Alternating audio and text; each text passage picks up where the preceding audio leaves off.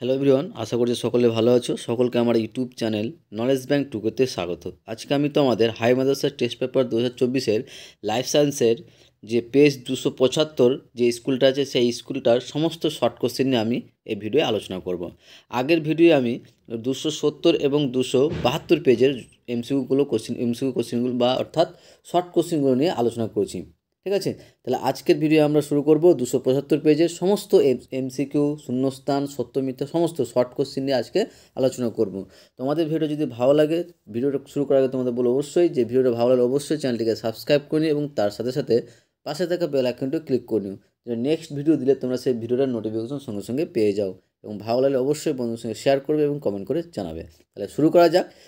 তাহলে আমি প্রথম যে কোশ্চেনগুলো নিয়ে আলোচনা করবো সেটা হচ্ছে এমসিকিউ, অর্থাৎ সঠিক উত্তরটি নির্বাচন করো।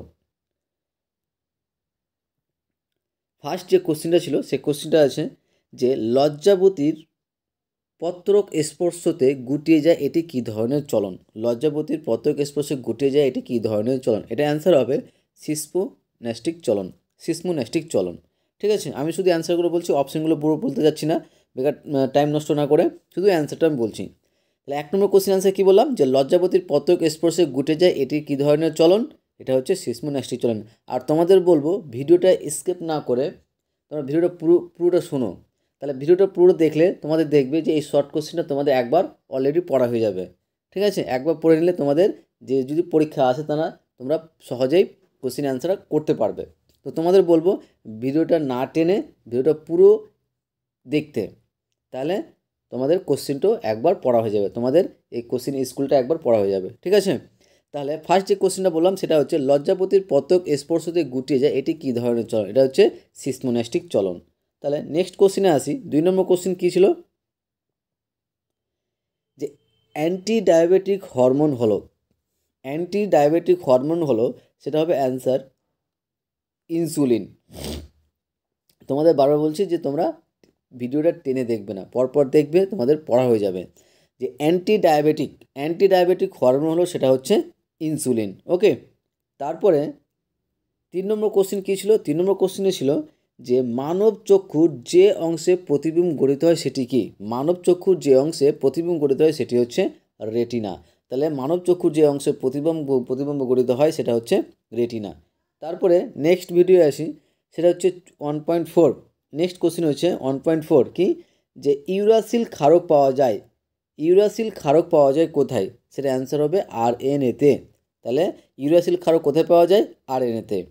আর আরএনএর ফুল ফর্ম কী জানো, আরএনএর ফুল ফর্ম হচ্ছে রাইবো নিউক্লিক অ্যাসিড। তারপরে 5 নম্বর কোশ্চেনে আসি। 5 নম্বর কোশ্চেন কী আছে, উদ্ভিদের ক্ষেত্রে অজৈব জননের এককটা কী। উদ্ভিদের ক্ষেত্রে অজৈব জননের একক হচ্ছে রেণু। উদ্ভিদের ক্ষেত্রে অজৈব জননের একক হচ্ছে রেণু। 6 নম্বর কোশ্চেন দেখো, 6 নম্বর কোশ্চেন বলা আছে যে নিচের যে কয়েকটি তথ্য দেওয়া আছে সেই তথ্যগুলোর মধ্যে কোন তথ্যটা সঠিক নয়, অর্থাৎ কোন সঠিক তথ্য নয়, কোনটি সঠিক তথ্য নয়। অপশানগুলো দেওয়া আছে, আমি অপশানগুলো বলছি না, শুধুমাত্র অ্যান্সারটা বলছি। সেটা অ্যান্সারটা হবে যে সদ্যজাত দশায় শিশু বেশিরভাগ সময়টা ঘুমিয়ে কাটায়। এটা হতেই পারে না, শিশু বেশিরভাগ যে ঘুমিয়ে কাটায় তা না। তাহলে নিচের যে বাক্যগুলো আছে সেগুলো বাক্যগুলোর মধ্যে কোনটা সঠিক নয়, সেটা হচ্ছে 3 নম্বর, সদ্যজাত দশায় শিশু বেশিরভাগ সময়টা ঘুমিয়ে কাটায়। তারপরে 7 নম্বর কোশ্চেন দেখো, 7 নম্বর কোশ্চেন যে মেন্ডেলের দ্বিসংকর জনন পরীক্ষায় F2 জনিতে প্রাপ্ত ফিনোটাইপের সংখ্যা কত। এই মেন্ডেলের পরীক্ষা থেকে, এক সংকর জনন পরীক্ষা, দ্বিসংকর জনন পরীক্ষা আছে, এই পরীক্ষা থেকে একটা কোশ্চেন তোমাদের আসবেই, মাস্ট।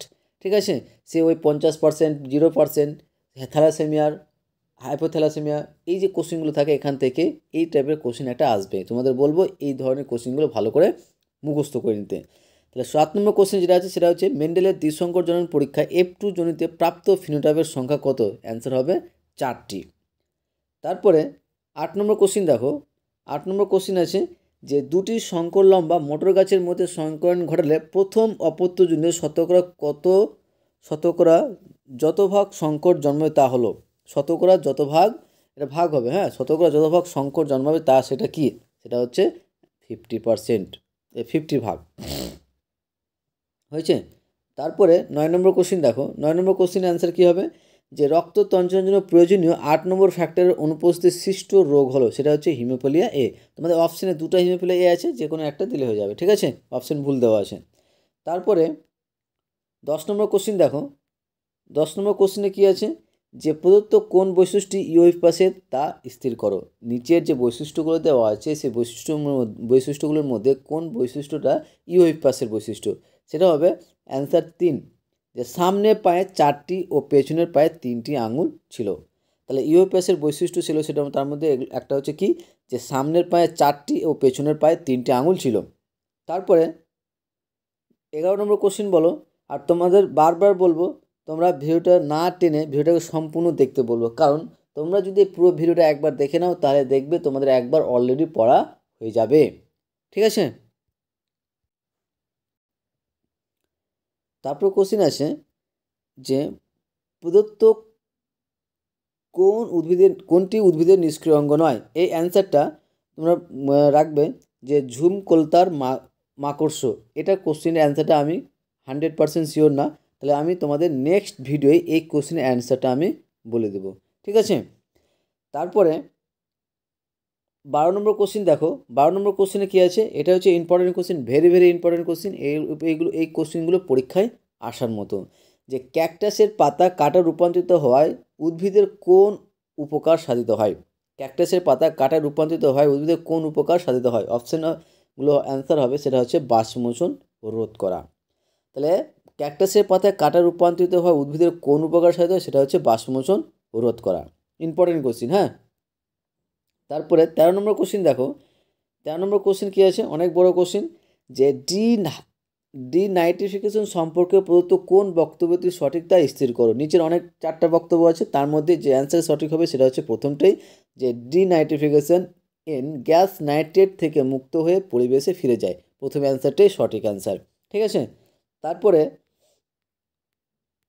14 নম্বর কোশ্চিন দেখো, যে তুমি ভিক্টোরিয়া মেমোরিয়ালে গিয়ে দেখলে তার উজ্জ্বলতা অনেকাংশ ম্লান হয়ে গেছে, এর কারণ কি, বা এর সমস্যার কারণ কি, সমস্যা কি। এর অ্যান্সার হবে অপশান 3 নম্বর, পরিবেশ দূষণের সৃষ্ট অ্যাসিড বৃষ্টি। তারপরে 15 নম্বর কোশ্চিন দেখো, যে পূর্ব হিমালয়ের জীববৈচিত্র্য হটস্পটের একটি বিপন্ন প্রজাতি হলো। এটাও ভেরি ভেরি ইম্পর্টেন্ট কোশ্চিন, ঠিক আছে। যে পূর্ব হিমালয়ের জীববৈচিত্র্য হটস্পটের একটি বিপন্ন প্রজাতি হলো, সেটা হচ্ছে রেড পান্ডা। খুব ভেরি ভেরি ইম্পর্টেন্ট। তাহলে আমাদের যতগুলো এমসিকিউ ছিল 15টা এমসিকিউ, সেই 15টা এমসিকিউ নিয়ে আলোচনা হয়ে গেল। এরপরে আমরা আসি বিভাগ খতে। বিভাগ খতে কী আছে, যে শূন্যস্থান পূরণ করো, এই তো শূন্যস্থান পূরণ করো।